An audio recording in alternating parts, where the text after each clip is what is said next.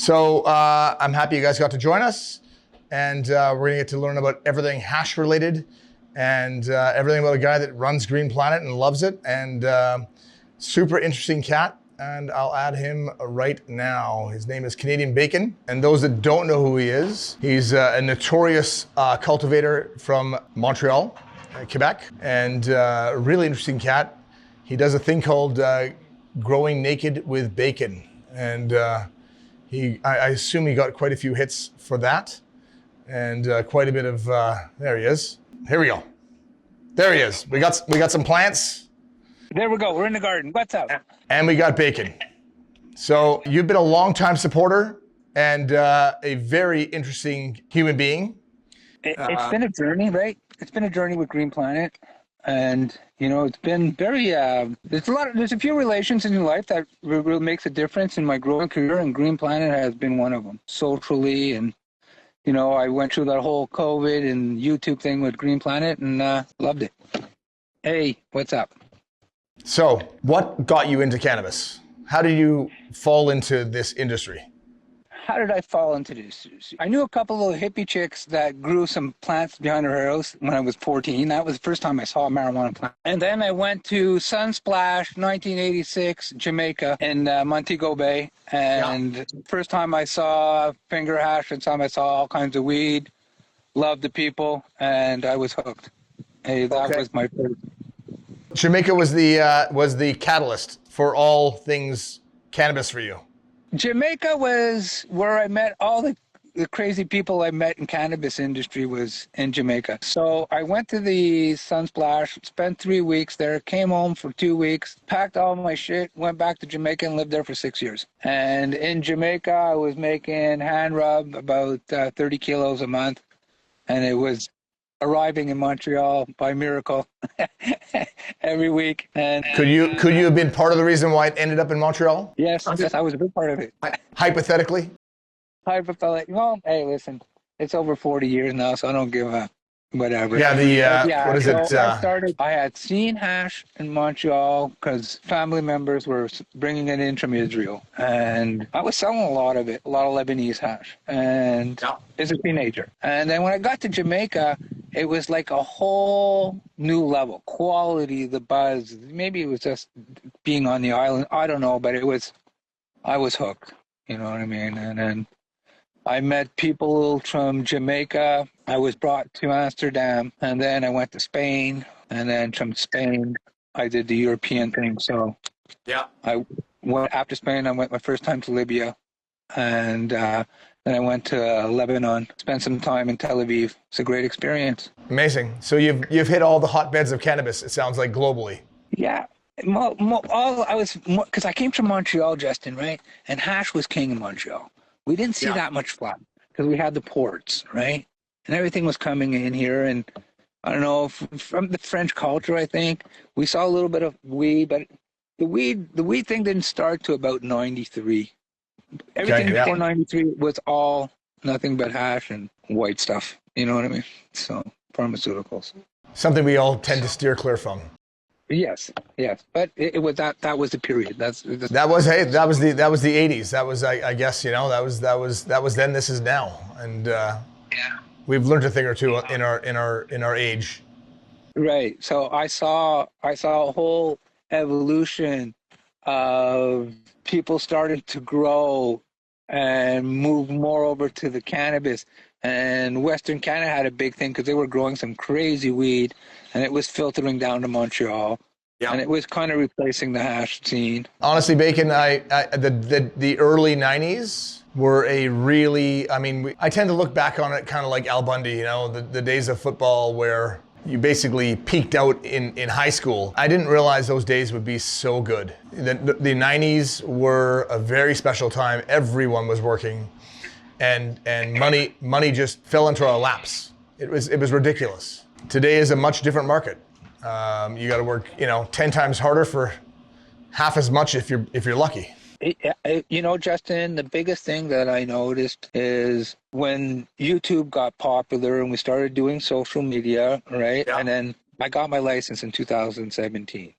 Okay, and my first license was a license for 90-gram day license, and I think it was 400 and some odd plants outdoor and 200 and some odd plants indoor, whatever. Okay.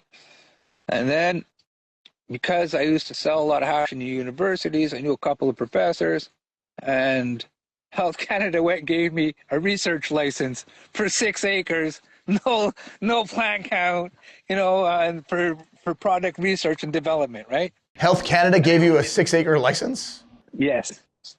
That's like that's like the fox in the hen house with the key to the gate. So it was the beginning, right?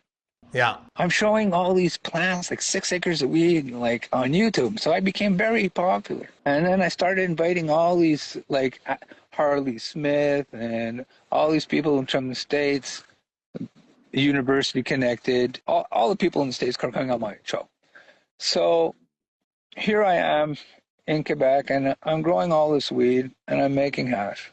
And I'm selling it. It's no big fucking secret. I started to see where it was the transition from the illegal market to so now the illegal market now was gray market, and then it was the legal market.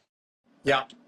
And then I was already ahead of the game because I was doing this for a long time, and I had started my first piece that got really popular was a piece that I did for Gaia Green nutrients that I really liked at the time. I did a side-by-side grow for Gaia Green and Miracle Grow, one beside the other, okay? And it was about, I think, 100 plants in each little bed. Yeah. And the Gaia Green stuff grew like for 12, it's the same strain in both beds. The other stuff grew like 12, 15 feet tall, big nuggets. The Miracle Grow grew a little shorter, but a lot stockier and, different. Anyway, that was the start of my thing about teaching people how to grow. And then we did the Perfect Gardens TV on YouTube and with Mark, and we brought even more celebrities and talked to more people. It's funny you mentioned Miracle Grow, Mike, really quickly. It's funny you mentioned Miracle Grow because if you look at Miracle Grow as a formula, it doesn't even contain calcium. Go pick up a bottle of or a jar of Miracle Grow. It'll have an NPK, but it doesn't have calcium, which is a secondary, really important element. To me, it was only blue powder and made your hands blue when you used it. And don't forget, food coloring. Guys, we were, this is a guerrilla grow, right? So all you did is you had a shovel and some seeds and a pick to break up the ground and this bag of blue thing. You drop some seeds in a little bed and you let them germinate. This is before we even started doing clones and stuff, right? Yeah, this is the early days for sure. There's really early days when you could. I remember back in the days when all you needed to grow was a shovel and some seeds and a place. Yeah. There was not all this whole. We didn't have any of these products, and you couldn't go into a store and say, "Hey, I'm looking for this," because they'd shut you down, throw you out, or you know what I mean, or you get busted. You know what I mean? I had to do a lot of stuff by trial and error by myself. We're getting ahead of ourselves. When I got to Jamaica, I learned a lot about growing and cloning and the 12-hour cycle and putting your lights under 100-watt light bulbs on a cord to keep them in veg and then bring them into the garden because it's always 12-12 there. Exactly. And I was hooked on the terpene profile and that sativa that we grew. I was never able in 30 years of growing, able to reproduce what we were growing in Jamaica and those terpene profiles. And I've had cuts and seeds and all kinds of stuff, and the reason why is because I was growing east of Kingston in the mountains out there, and there was a lot of bauxite, and it was all red dirt. Yeah. Yeah. And I think that red dirt really did the red dirt, the humidity, the sunshine, the constant rain, the perfect conditions to grow weed. Actually, Jamaica is Spain was nice too, but Jamaica was special. Yeah. Will always be. So you talked about legalization, and obviously you've been around much longer than pre-legalization. And how has legalization been for you? How have you seen the industry evolve since legalization? I think the worst thing in legalization that happened to the cannabis industry was the seed market and the rush to produce all these shitty fucking strains. Yeah. Okay. No, it's not, because I was in Spain and I would see Cop Kring there and a few other people. We would already pick up all the fucking flower for hash that didn't have seed in it. And what we left there, how the plants had seed, and the buyers would go to the old fields, outer fields, and look at the leaves. As it was a wide leaf, they would say indica bag, and they put the seed in the indica bag. Yeah. And then they pick up seed all fucking day, and they come back to Vancouver, and the guy was making millions. You know what I mean? Yeah, the seed game can be very profitable, no question. It was crazy, but at least they were decent seeds. They were actually getting them in a profitable place. But then I saw that whole seed thing was kind of screwed up our genetics. You know. Then you saw all these people jumping into the game to try to make a buck, and now I see hardly any of those anymore. Now we're back to people that are growing, and they're passionate about growing because they're sick. I see very little people now getting into it for financial reasons. It's pretty common knowledge. You're pretty open about it. You obviously have health issues. I started off with a tumor in my pancreas. They took it out. They transferred the cancer to my stomach, and now I'm just developing mouth and throat cancer. Just starting to battle now. How many milligrams a day are you taking right now? I'm smoking a seeded cannabis right now, and I'm smoking about maybe 6 or 7 grams a day. Okay. Has cannabis helped, obviously, diminish the, first and foremost, have you taken chemo? I or been on? Okay. I opted for surgery every time. I don't believe in chemo. Now, what the cannabis is doing for me, I have a witness tumor in my mouth that's non-malignant. It doesn't have cancer, but it's there. And in the form of cancer, I have tumors that form all over my body, okay? And they develop into cancer, okay? But before they do, they come up with a tumor, and most of the tumors don't develop into cancer. So I just had them removed, right? Like my pancreas was in the tail of my pancreas. I was starving to death, but it was cancer-free. But when they took it out of my stomach, it was positive. What the cannabis does for me is it helps the inflammation of the tumors, and since it keeps the tumors from inflaming, I don't get any tissue degradation. Yeah. Because my tumors don't swell up. The first doctors were very skeptical of it, and I said, okay, listen, I'm going into the shroom at the big hospital in Montreal. I said, I will not consume any cannabis. We'll do the scan of my mouth tumor. I'll consume what I usually consume, and we'll do another scan. And what we did that, and I have my tumor in my mouth was 12 millimeters. Yeah. And after the consumption of THC, it shrinks down to 4. And then they checked this one in the pancreas too. It would drop by a few milligrams. So I find that the cannabis for me helps to control the inflammation in tumors. We're not doctors here, but you know, I'm telling you by personal absolutely experience, everything has changed. As we continue on that thing, right? I've always been a hash maker, and let's backtrack a bit.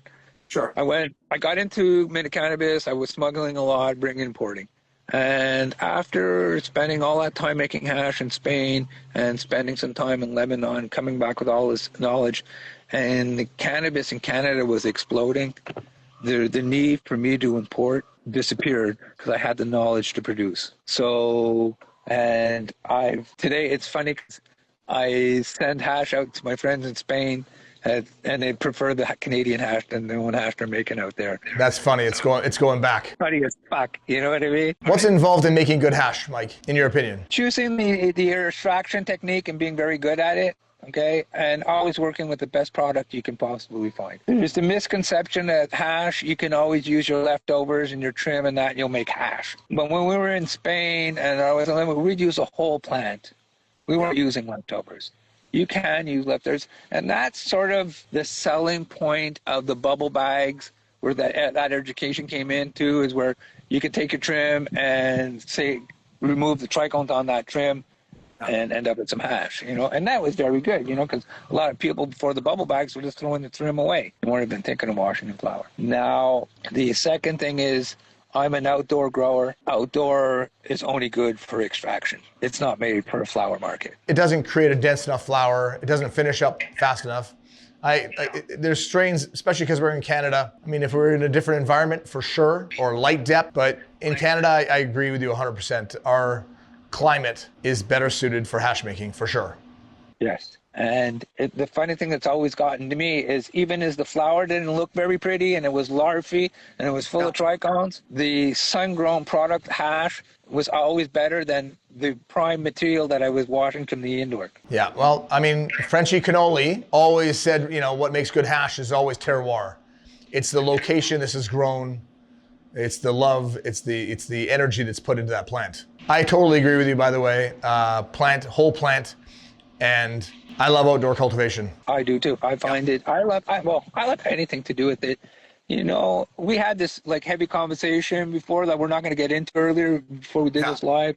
And you asked me what's your passion level on growing cannabis and the pleasure. First of all, there's nothing more pleasurable about seeing somebody smile when he's smoking your product. Okay? Yeah. We got that feeling together when we did that collab and we made that the giveaway stuff for the convention. And everybody, they'd open their jar and they'd smell it and a smile, right? And then there's nothing more fun, right, than going out and giving your own hard work and sharing in. I mean, every cultivator gets it, right? Right. Everybody cultivator gets it. And, it wasn't only it's like taking the perfect beef from a beef farmer and producing the perfect steak. You know what I mean? You produce the beef, I cook the steak. You know what I mean? So definitely. Same, for sure. So that was that was interesting. To get back to the way what the market is changing, since the people we're dealing with now are more passionate than financially oriented, or people are really looking to make medication, you know what I mean? And since where I'm going in my cannabis career, I can't have a 30 light room anymore on a medical license or whatever, because you get charged for commercial growing here now. You're in Quebec, correct? I'm in Quebec, yes. So Quebec they still have the medical licenses, but they don't allow for 4 plants. It's the only province in Canada, for those that don't know, you can't cultivate 4 plants, which is also fucked. And Toba Grown succeeded, which is exciting, in Manitoba to overthrow the government. And, there's always been this overgrow the government component within the industry. Well, the government wants complete control. They took that complete control attitude for financial gain, and, it doesn't really matter. But anyways, to get back to what I was going to say, Justin, when I pass, I want to be cremated, and I want to be put my ashes in every single one of these jars. And I got it in my will, my kids, to do it. So I can continue growing cannabis after passing. So we could actually smoke bacon. Smoke bacon after I'm gone. You know what I mean? So, and that's written in my will. A lot of people said you're crazy for that, but that's at what level I am passionate about this plant. You want everybody to smoke some bacon, literally. Well, everybody already has is smoking bacon. You know what I mean? Yeah. And then another thing that's really cool is sometimes I go on one of our lives, and you've been on my lives too, You'd have somebody in Australia smoking your hash, a guy sitting in Germany smoking your hash, and a guy in the UK smoking your hash. You know what I mean? With a guy in California. So, holy shit. There's a lot of pride with that, for sure. For example, we're planning a trip to Australia, and shout out to all the Aussies. We're going to be doing a road trip and a couple Growing Exposed episodes. We're off to Oklahoma next. That's gonna be an exciting one. But it's that type of thing, right? When you can look at the world and know that everybody's using a product or something you put your thumbprint on. That's pretty awesome. It is. And you know what? Is I had a choice. I would love to move to Australia for the weather as they relax their cannabis laws. And if I'd be able to go there to move, that's the one place I would go. It would be Australia. There's certain parts of the climate that I'm pretty sure they could produce some beautiful weed. They have such a diverse climate. We went to the Daintree Forest when I was last there. And you would never expect the lush type of growth and the different microclimates that are within Australia. I'm excited to go. We manufacture in Australia. We've got my business partners from Australia. We're very aligned with the Australians, and I love. And they got the special logo, the colored logo. By the way, shout out to Fish. The Australians got a different logo. They got a different color scheme on the Green Planet than we do in Canada. They've done some different shirts, right? So how's your experience been to jump into Green Planet? How's your experience been using the products? Okay, so Green Planet. First of all, I had no idea what Green Planet was about or did anything, right? I get this call from this guy called Billy, and a former employee of you. And he sends me out the first time he sends me out a dual pack, and it worked for me. First hit's free, Mike. First hit's free. Yes, it did. And then I did a whole thing on the grows with Green Planet. And then I had Isaac, the sales rep in Ontario, would come in and for about 4 episodes, come in and talk about like how to get the best out of the 2-part. And then then I did the first grow was that. And then I went on to the organic line. The Medi One. The media one. And I usually pronounce it wrong, so I wasn't going to say it, but anyway, the media one. So, and that blew my fucking mind, man. That on the media one, okay, don't forget, now I'm growing, at that point, I'm growing for profit, right? And I would use pure Pro Mix, media one, the fish shit, and a little Bakashi, and I would take 20 days off my veg cycle. Now, our veg cycle, well, we didn't count days. It's just that usually it took us 40 days to get to half point of the room to flower. Well, it would take 20 days to get up to the growing point, up to the flowering point. So 20 days off the veg, right? And the terpene profile came out. And then you guys came out with this stuff called fucking resin. And then we were hitting the plants with resin. And this at the beginning, when it just came out. And the terpenes and the oils, the weed, you cut it down and it would be so sticky and oily that you take it out of the bag and it looked like a loaf of bread, you know? I'm going to change the name to fucking resin. Yeah. Well, sorry about that, but... No, it's good. The resin, that it was just, it was the first, it wasn't a sweetener. It was just the way you were using the amino acids or whatever the hell you were doing. It made a big difference, okay? I started going to the trade shows, and me and you, all this time, we didn't know each other. Yeah, I know. We bumped into each other 2 years ago at the last... I went at a trade show.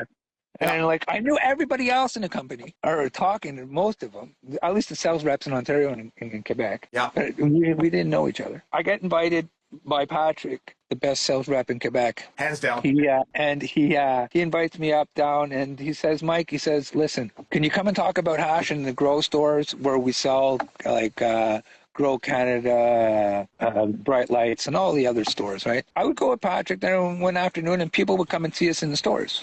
Yeah. Right. And then Patrick would do his thing, and I do my thing. I get invited to Toronto, and he says, bring the people that other influencers and other people. I gathered Roots and a few other people, and we went to Toronto. And we had a great time. And the first one was the lift, and then we met at the Grow Up. I show up there. I got this big slab of hash, eh? And Justin, he walks up to me and said, I asked you smoke any hash? Oh, yeah, a little. And I pull out this big slab of hash, and your eyes went up, and we rip it up, and everybody's smelling it. And all of a sudden, we had a whole bunch of people around us, and smelling. And that's how we met. Love at first sight. And oh, yeah, we had a good time. Yeah, we did have a good time. Yeah. As much as the last time we were together. But And then you actually filmed our live when we were in the last Grow Up, which is, Yeah. That's full circle. So anyway, that's, that was just 10 years of dedication and, good partnership. It gave me good credibility because the product was always standing up, Green Planet. We've tried stuff and it didn't make the grade, and I'm not going to mention, but there's been a few flops, and if it wasn't good, you don't sell it. It doesn't. If I can, you hit on Medi One. Medi One is a very unique product. It's made exclusively by us, in-house. Yeah. Obviously, we make all of our own products, but it is a extremely unique additive. It's hydrolyzed. It's basically 100% bioavailable, which most organics are not. They take a long time to break down. You're waiting for your plants to start breaking down the nutrients within the soil and then becoming bioavailable.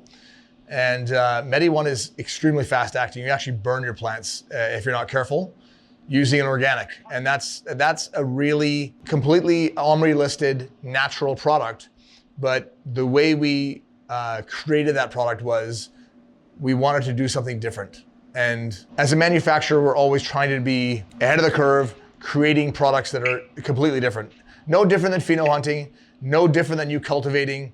You put your heart and soul into your crop. I get it. I cultivate. Justin, yeah. Just not to cut you off, but Justin, one benefit I've always found, because my business model is I would set low-end compounders up with a grow and provide them with a monthly income, okay?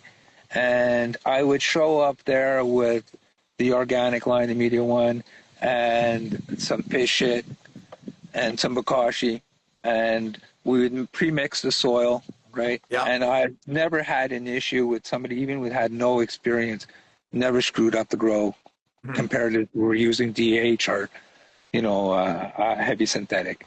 And I've always found it was very, for somebody that had at different locations with different skills levels, the media one made it easier across the board, even as they gave a little too much or a little too little. It had a wide bumper on it.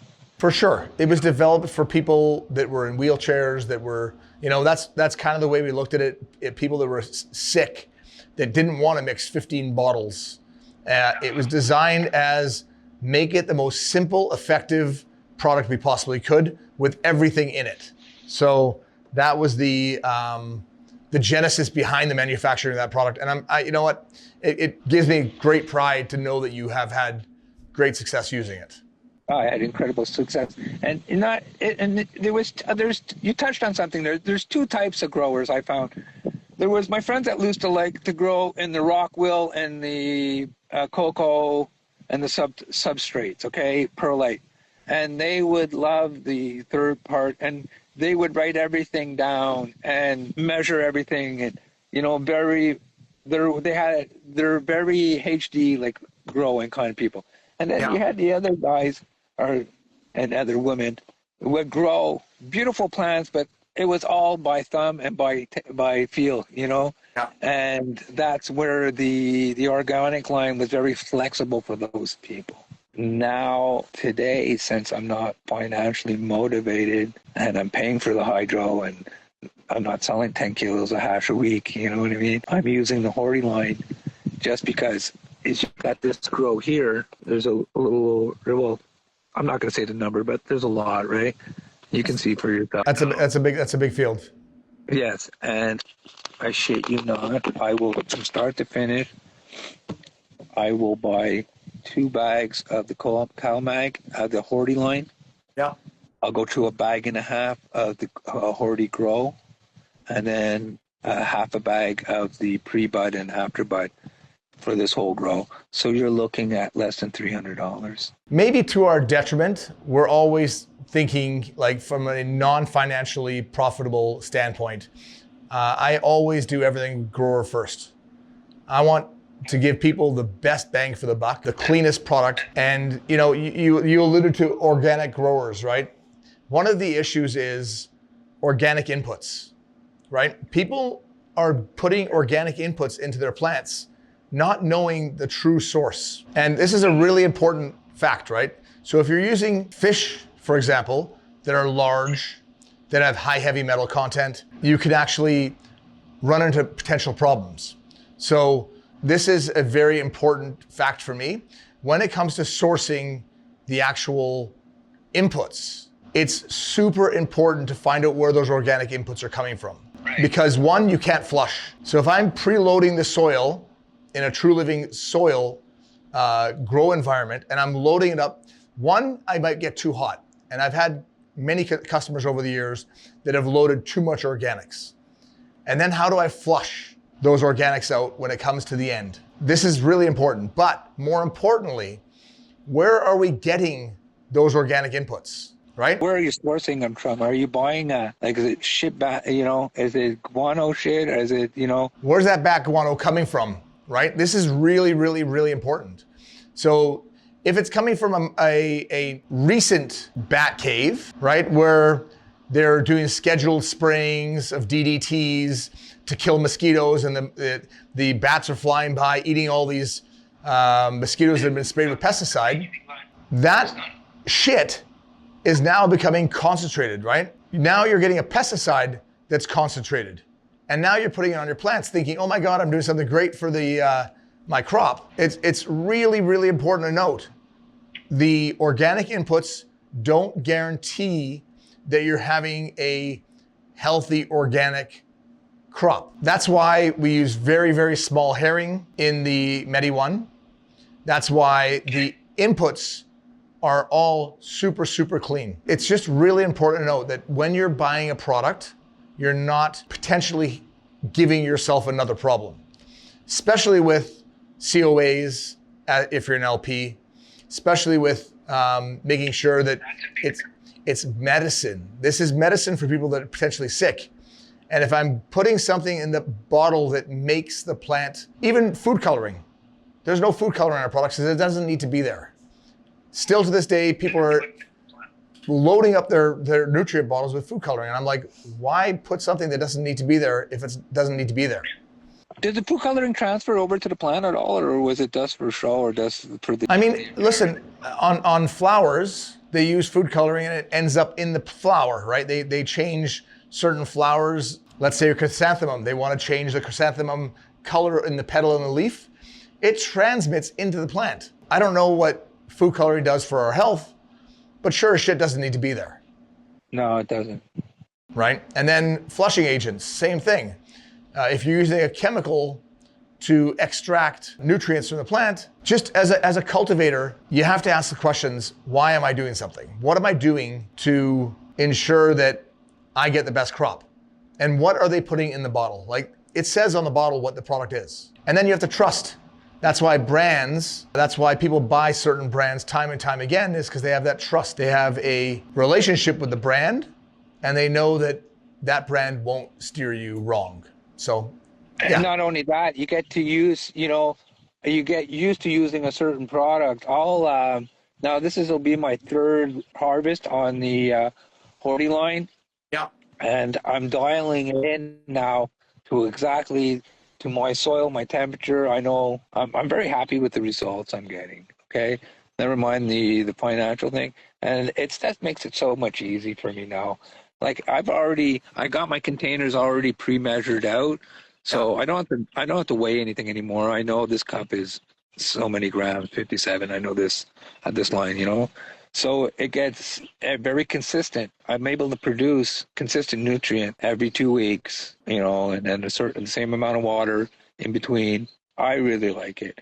Now, there is the argument that the medium one may give you a more flavorful in certain strains. Now that I'm doing flower, that could be a little bit more important to me. Yeah. But as a hash maker, either one, if I use either one, I come out to the same thing, right? Listen, I personally, they say that cannabis grown with synthetics is soulless. It doesn't have the flavor, it doesn't have the soul.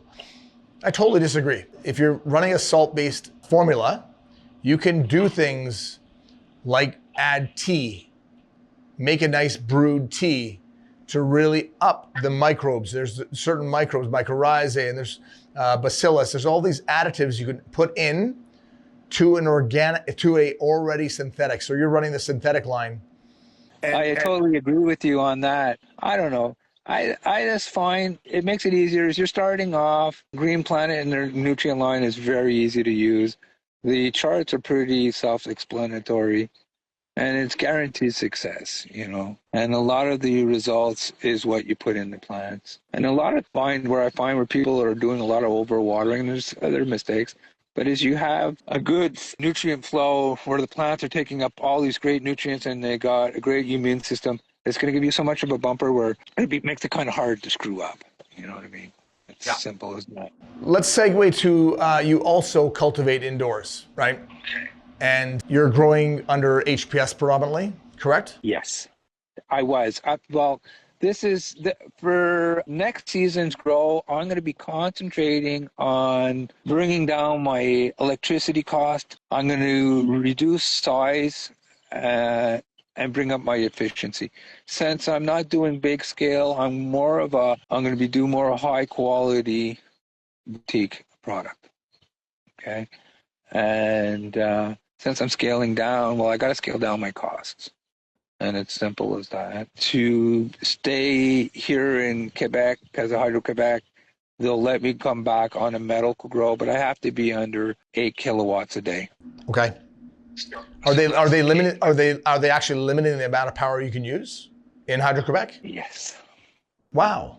Okay, I didn't know that. So they're not limiting. You can use as much, but it's so the thing is here, Justin, is you have your low income rate, you have your residential rate, and you have your commercial rate, right? Okay. And I was growing under a medical low income rate, and I was using a lot more electricity than I was paying for, and they're cracking down on that. So now they say there's no reason why I should be growing 900 pounds of weed for medical and using that, right? So they limit down the amount of power you can dedicate to and declare it a medical grow. I mean, you have cancer, for fuck's sakes. I know.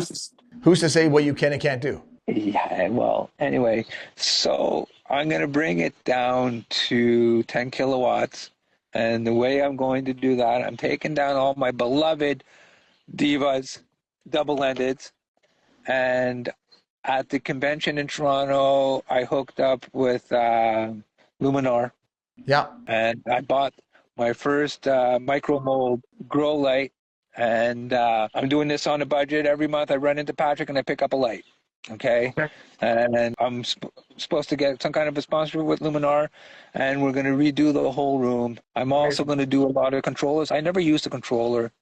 So I'm going to use controllers, new lighting, under canopy, minimum ventilation, and I'm going to redo a whole 12 by 12 room with 2 grow tents. And it's all going to be running under the Luminar products. Perfect. Yeah, great line. It's a great line, and it's Canadian, and it's sold at Green Planet Wholesaler. That too. So, I mean, we talked a little about this earlier. You know, growing naked with bacon. yes. When are you taking your clothes off next? This fall under my new lights. Hopefully the temperature will be right. So let's get back on that. I mean, listen, just because it's cold, you can't throw out that excuse. Well, okay, listen. My wife loves cats, okay? And I hate it's a hash maker, a little cat hair. It's not going to really make it because you're washing anything, but you're filming and I'm representing Green Planet and everything. I'm using the Horty line for the first time. And I grew this incredible thick canopy, right? Like you walk 1 foot behind it, you couldn't do it. So one morning I'm out of the shower and I'm watering and I'm looking at this. And somebody had made some comments about my grow. I had the brilliant idea to walk through my garden naked to show how thick Green Planet nutrients grew a thick canopy. And we ended up getting like 2 million views in the first 24 hours. And it went up to 300,000 when they took it down. I would do it, but I don't think that many people are going to get that excited. I mean, I think you got. That you'd have trouble on it doesn't match your growing style, right? So I grow in 20-gallon pots and I grow like these huge plants, and I only grow 18 of these plants in this 12 by 14 room. So, but if you look properly, you never see my wong. That's how thick the Listen, are. I think there was like a side nut in front of the watering can. We weren't sure, and I mean, we zoomed. Listen, I froze. I looked. Oh, not you too. Come on. Yeah. I think everybody did a screenshot of that, and they were like, "Is it a nut? Is it not a nut? That might be a nut. Side sack, maybe. I don't know." But you got some people really excited that worked for me, and I was like, and I shared the video because I thought it was fucking hilarious. It was hilarious. And we got a lot of views, and it brought attention to the line. But not only that, Justin, it started this whole trend where people would start walking around naked in the garden. And even one guy even wrote a fucking song, and mentioned me in the song. And he's got the FBI rating him, and he stands up butt naked. I'm only like bacon, you know what I mean? Yeah. And then a couple of people. So it was funny when I started to seeing other people imitate that. And listen, respectfully, it's you're not selling sex. It wasn't sexy. No offense. It was fucking. To me, it was just funny. So it was funny. It was funny because, Justin, when I was in Europe, I was bringing in some stuff in from Spain through Monaco into Germany. Okay. Yeah. And did a load, and it was very successful. Did a second one. That one made 2. So I got greedy, and I did a big one, and I lost it. So I ended up, I was in Hamburg with not a dime in my pocket, figuring how the hell am I going to get out of this situation, right? So I ended up doing a couple adult movies for $1,500 a crop. Come on. They're on Pornhub. People see them. Oh, God. So you lost me right there. It was like... I blew my load, got cash together to go get another load, and that load, the 4th load, I killed it. And then came back to Montreal with a paycheck. I mean, listen, you've Dead serious. So I ended up doing 17 movies on Pornhub. you had 17 porn movies? Yeah. Jesus Christ. I mean, listen, As I was, and a lot of it's funny because when I was a child, I was whipped a lot, so I got scars, and I did this gladiator thing, and the scars are real. You know what I mean? So, and a lot of people in Germany thought the scars are really fucking sexy, and not that I didn't have any dick works, but we're getting really off subject. Hold on. people in Germany think scars are sexy. Yes, it was thought- very popular. I thought braces were hot when I was a kid, but I don't know about sexy scars. I don't know, but anyway, not that I did, you know, and European porn industry, everybody had fucking dick warts, and I didn't. So, you know, but anyway, that was another fucking story. That's another show. Serious. I lost the Lord, and then so I came back, and I went back, and the guy that got me into the industry, we were friends, and he was buying ash off of me, right? And the last movie, I made like $6,000 for the movie. It's funny, right? Every time I talk to you, I learn something new about you. And I'm like, Jesus. But everybody knows. If you watch, everybody knows on my channel. Like when I do the show, the late night shows, and you know, people, who cares? Fucking, you know, I was 22 years old. I wouldn't do it today, but I mean, who's buying today? worked out. No offense. You know, so, you know, when the people ask me, well, how did you go out in front of the camera and walking around naked? I don't give a dick. You know, my dick's all over the internet already anyway. So, you know, it's just, you know, my kids saw that the other day, and they just want to know the story, you know. I mean, yeah, that's hilarious. They found out about a month ago or 2 months ago. That takes growing exposed to a whole new level. That's funny. It was, but seriously. So to gather money for another load to come out, I did a couple of porn films, you know. Well, listen, don't, $20 is $20. So, More than $20, you know, but you know, 15,000 and $15,000 back then is, you know, it was money. yeah, it's serious money. So So I bought $15,000 worth of hash, turned it into 85,000, and came home. Where did you live in Jamaica, Bacon? Where did whatever I live? works, right? Where did I live? Do you want me to give the answer now? Yeah, sure. I mean, I don't know where, so. I grew my weed in St. Catharines Parish in Jamaica, and I lived in the village of Runaway Bay, Sunshine Villas. It was houses on the beach, and I lived in that gated community. Next question. Okay.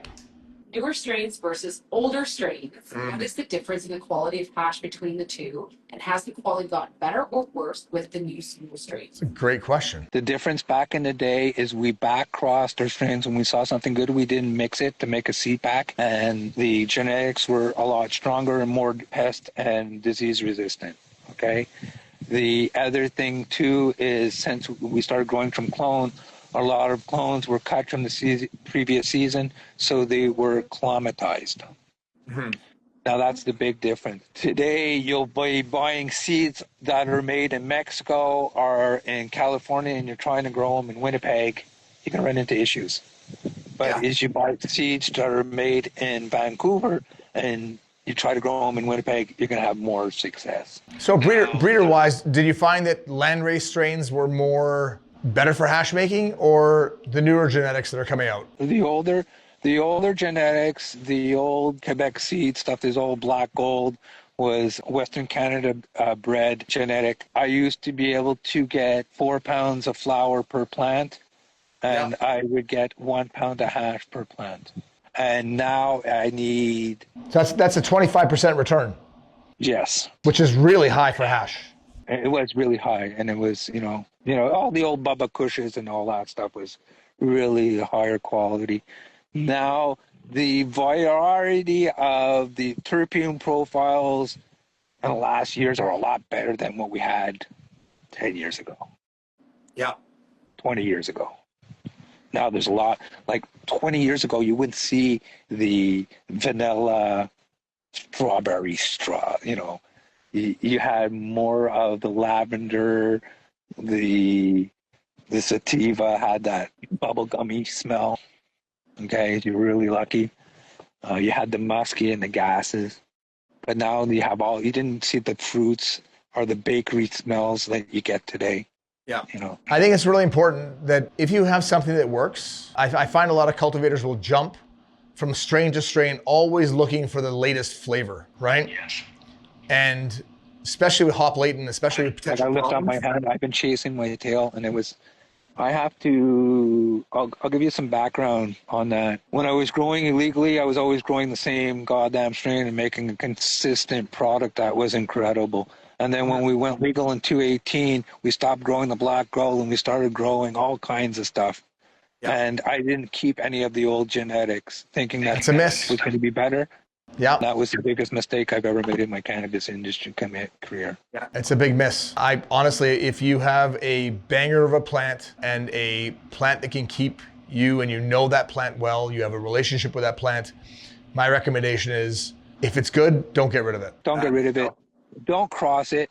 Back cross it. So I'm going back 20 years. So on this I'm growing my own seed this year that I produce myself.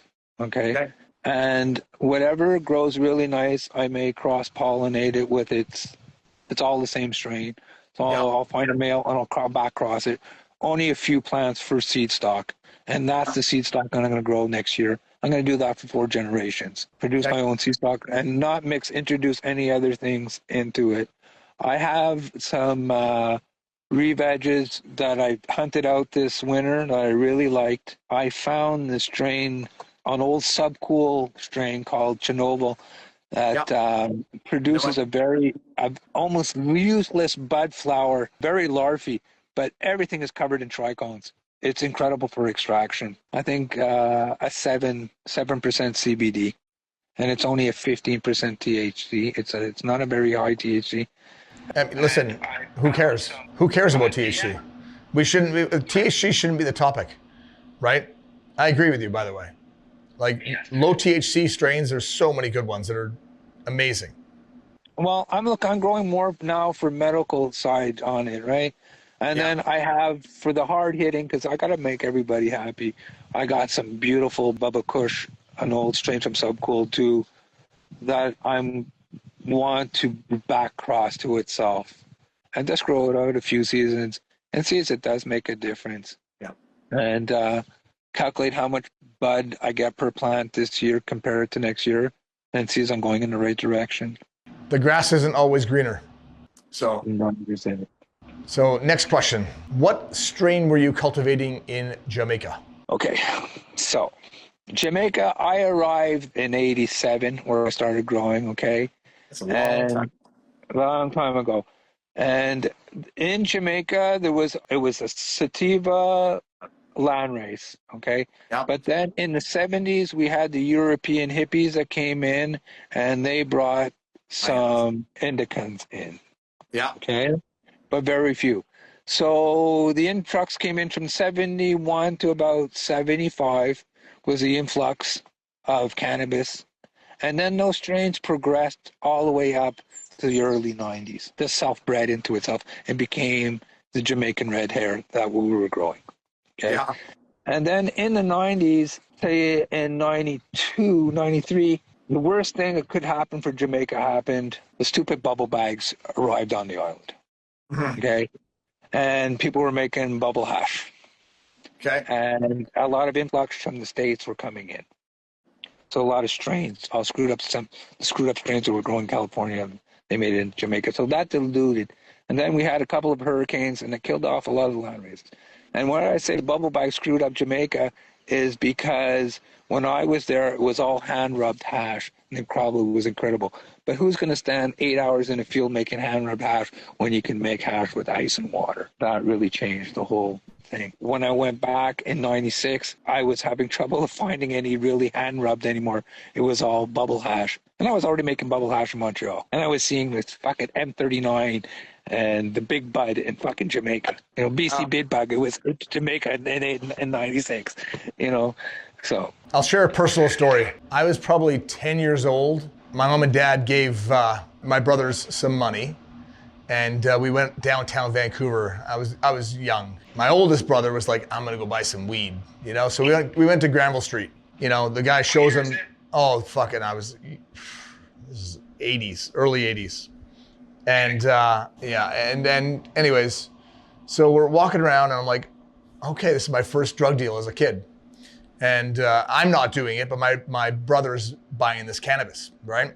And the dealer shows him this Jamaican red hair, and it's really swaggy looking, And anyways, Flower or the hash?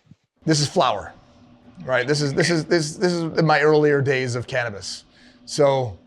And the Jamaican, it had a really long. It was very hairy and really had long. Yeah, super. It was super. I remember exactly what it looked like. It was super red. Anyways, they did the transaction and they gave a bag. It was super low key, and we walked away with some basil. It was or oregano, whatever it was. It wasn't weed. The first bag was, the red hair, the Jamaican red hair. Oh, so they did the back switch on you? They did the back switch, so we walked away with some spice, some form of spice. Anyways, that's a personal throwback to when I thought of, whenever I hear red hair, I think of that story in my head. Next question. Is hash better now or traditional hash better in your opinion? The hash now, I find, is a higher grade, higher THC, less hash than, it's gotten to, it's over concentrated. How can I say with the new, now we got the hash rosins and the super concentrates. When you were making a dry sift, you still had some plant material. You were like at 70, 30%, 30% impurities, 70%. And now sometimes you're at, even me, my bubble hash, I'm at 85% pure and only 10-15%. And those impurities gave all the taste and all the difference. That's the only thing I see different. The best hash many years ago, the best hash I ever consumed was in Morocco, black Moroccan. It was incredible. One of the best afternoons I've ever had. One thing too, Justin, I want to lay out is today, everything's gotten so sterile. You know what I mean? Everybody's wearing gloves, and God forbid this. And here I'm sitting in India, the least sterile place in the world, smoking some of the best black hash I've ever smoked, Yeah. And that's because they add diesel oil to it. I'm joking. You're looking at the stuff I was smoking in Iran that was being smuggled on fucking mule's ass with fucking heroin. The most, and let me tell you, some of the best hash went through fucking people's asses. You know what I mean? They were still smoking it. I mean, they age it too, right? They let it go full term. It's not a business per se. It's for profit for sure. But no, it was for profit. But it's an artisanal thing. The Lebanese sift, okay, they would let it sit in the sun before pressing it into bricks, and it would go red because of the UV would continue maturing the dry cones, and you get this beautiful red Moroccan, Lebanese. And some we didn't put under the sun, and you would get this beautiful yellow Lebanese hash.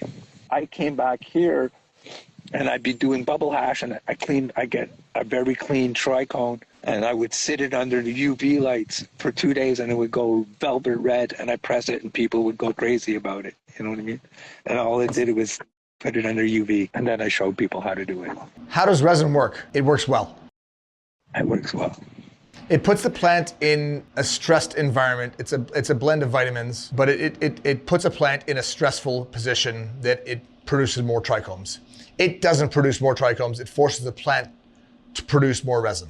I thought it had something to do with the salt. It permits, that's the problem, bring up more sulfur. It increases. Let me tell you something, okay? Did you grow flower, straight out flower, without using the resin? And it'll have that beautiful smell for about a month, okay? As you grow flower with the resin, you'll have that incredible dense smell for 2.5 months. The original testing we did was with a company out of Clearwater called Clearwater Buds out of Colorado. Time and time again, samples plants with, sample plants without. The cannabinoid profile was up by 20% minimum, consistently, time and time again. So we know it works. It works well. People that run it love it. Now, would I be out of the grow because it brings up all those sugars and those oils that it does increase the weight maybe by 2 or 3%? Of course. Yeah, I mean, listen, more resin is more weight, right? And in your case, you had a plant that was putting out 25% return. Typical hash is 10, 15. If it's 25, and it's 25% more return on hash, obviously it's going to add more weight. But with that weight comes terp profiles. With that weight comes cannabinoid percentages. So yeah, 100%. Let's talk about purple hash. Oh, the purple hash, you have to have Justin that sends you a couple of pounds of purple trim and make purple hash. Yeah. So that purple hash I know where the strain came from, but by respect, I can't say anything, right? Yeah. But it's a good friend of ours that produces, and it's under a trade brand, so we're not going to say anything. If you have the chance of getting some 6-1 Charlie, then you could probably make some purple hash. That's all I got to say. It's really good. It is really good. I was really happy to see it. It was one of my highlights of the last Grow Up trade show, was consuming that purple hash. It was. And what's interesting on that purple hash too, the high CBD, I've never made a hash with such a high. It was 35% THC, 16% CBD, and that blew my mind, And when he did the flower analyst, it was 15 or 17% THC, and it was 6% CBD. And it was labeling the dominant cannabinoid. Personally, I don't get excited about THC. I actually don't like I was strains. really surprised on that. I was really surprised because usually when you make a CBD hashish, it's always going to turn very sandy. And this had a decent consistency. We got 4 more questions. What's your current favorite strain to make hash with? Bubble Kush. It's a bubble gum. It's a mixture of purple Kush and bubblegum Kush. Is that the favorite strain you've ever grown? And what is the best hash you've ever consumed? As more of a personal question. Where is and what was something that knocked your socks off? My all-time favorite would be the Jamaican red gum, and followed by the Indonesian black hash, or anything I bought in Kathmandu and southern India, followed by the Pakistani. Can you suggest a strain for the Calgary climate? The Calgary, there's so many buy Canadian. Fuck it, buy Canadian. Talk to the person, and try and get your strain off somebody that's already growing it. Try and get it back. There is a lot of great strains out there. I'm gonna go with one. DJ Short Blueberry. DJ Short Blueberry. Or Island Blueberry. That finishes early. Our friends over at Life Cycle Botanic have a Mighty Might, which I grew last year outdoors, finished early, old school Mighty Might. I love some of the old school strains, right? Stuff that, if you ask local growers, sure, but there's definitely strains that finish in British Columbia. There's some strains that are Nelson. The episode that we did with that 60 acres, they had a plant that was finishing, it was literally football sizes, flowers. Texada Time Warp, absolutely. They're great BC strains, and they'll finish early. Thoughts behind this, Justin, is you're in southern United States or in a hot place, try and get your strains that are produced like in California. Is you're in New York State, Quebec, Ontario, get something from Michigan, somewhere where the climate is similar to yours. Absolutely. And try and ask, is your seed, is that it? Is you're growing indoors, then you don't really have to worry about it. Then it's just by flavor. But if you want to do an outdoor grow, first thing you ask, are your seeds made from outdoors? Well, that's it. That's it. That's great advice. That's really, really important. There's no sense in putting all your time, love, and energy into a plant unless you flip it and you know when to flip it and you force it into flower by doing light deprivation. But there was a strain, I forgot the name of it. Do you remember what was the name of that strain that we did at 60 acres? What was the name of that garden? Rock Creek Cannabis. They had a strain in there that finished. Man, the plants were monstrous. So one of the episodes, go look back at that. And then Junkyard Grow was another episode that we did somewhere in July 15th. He was starting to push them in, doing light dep, bringing them indoors, and getting them to flip, and it saves a good month. So you're taking down in September versus late October or mid-October. For our climate in British Columbia, that's really important. Low humidity, high wind. There's tons of strains that will fit that bill, but do the homework. I have like 19 hours here in northern Quebec. I have great vegetation grow time. It's just my flower time is so Gets cold. It gets cold fast. So They're cold. And don't forget, anything, as soon as we hit below 50 degrees, we stop to get night growth. And that's why this season here, I'm getting half the vegetation is just because I'm not getting the warm nights. Yeah. You know, and that's what's slowing down my vegetation state. And plus, I had an issue. I grew a bunch of plants, pre-vegged them about 200. I put some in pots, some in an open field. They got stressed out, and that opened them up to Satoria. I had to cut everything down. You know, I was going to show you, I got this big pile with like 200 plants on it. And the reason why I cut it down is because it's a fungi. It won't affect the flower, but it slows the flower down. And then as a hash maker, I don't want to work with anything that's got a fungus on it or got any kind of deficiency because it defeats the purpose, right? 100%. You got to put it like fire in, fire out. And it's cheaper for me to just cut that plant down and no, it's not going to finish, or as it does finish, it's not going to get the results that I want. So why waste my energy in it? Why I'm still early enough in the season where I can take one of my sprouts, separate them, and transplant them in that empty pot. yeah, it's nice actually. And if you're growing outdoors, also to do autos, so you're actually taking down at different times, having different strains in outdoors specifically is fine.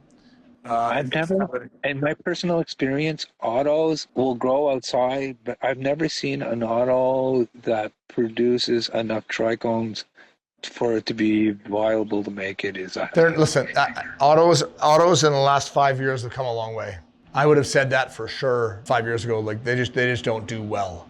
And autos there's certain breeders that have done some great things with autos. So my favorite structure is like BC Big Bag, where it grows one big cola and 5 little satellites, and it's 4.5 feet tall, and you got like 6 big colas on the whole plant. Today, with all these hybrids where you're getting these cherry buds everywhere, like the strawberry cough, indoors you'll end up producing a really nice flower dance, but as you try to grow it outside, it doesn't really work.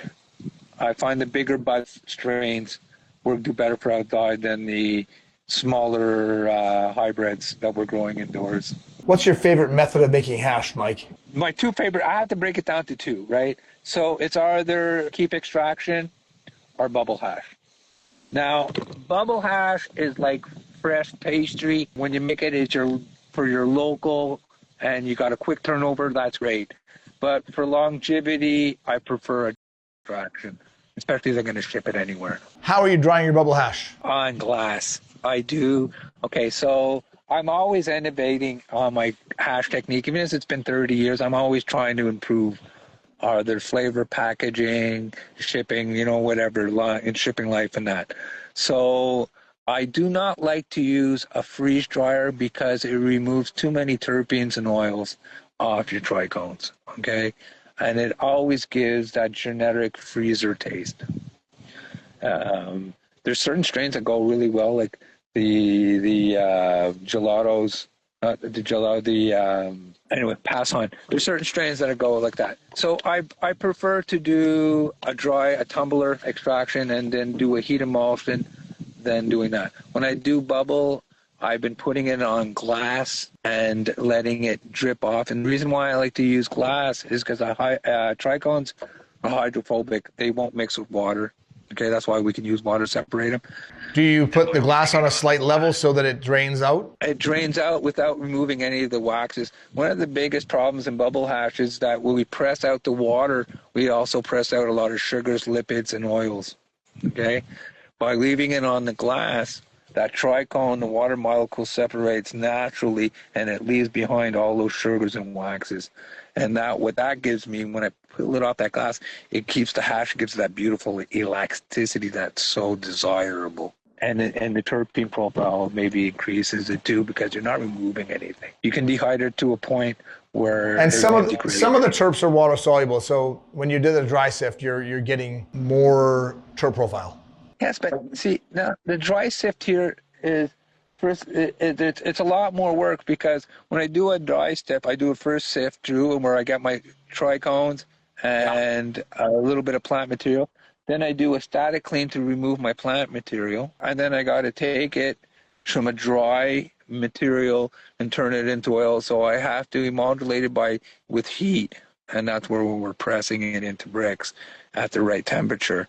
And that's like making cakes, right? You put it at 400, it'll come out too dry, and you put it at 200, it won't be cooked enough. That's where the years of experience come in. And every strain is slightly different. Every nuance, every strain has its own thing.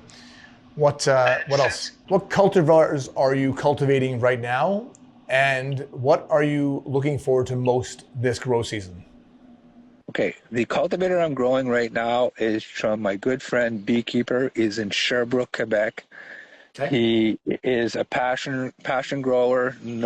He crossed for his own personal use. He's produced this strain outside. It's already climatized for my environment. It is based off of the Soul Cool, Chernobyl, and the Bubble Kush, and that hasn't been crossed out. So it's a pure strain to start off to work off. It's a very solid foundation. We've got beekeeper right now, and he just said it's 420 in the East Coast. So Yes. Very apropos. So that's what I'm doing. Shout out to beekeeper. I didn't know he was in here, but yeah, I tried a lot of big breeders, and this is what I'm doing, and I'm making it my own, and with his blessing, I did send him back some product though. Took care of my boy. So, Mike, it's that time. You have enlightened us with your know-how. It's always a pleasure to chat with you. I always learn something new about your past history from. So I just got to finish off on another note. I do still make royalties off Pornhub. So if you do go, I appreciate it. I think I get 10 cents a fucking view or whatever.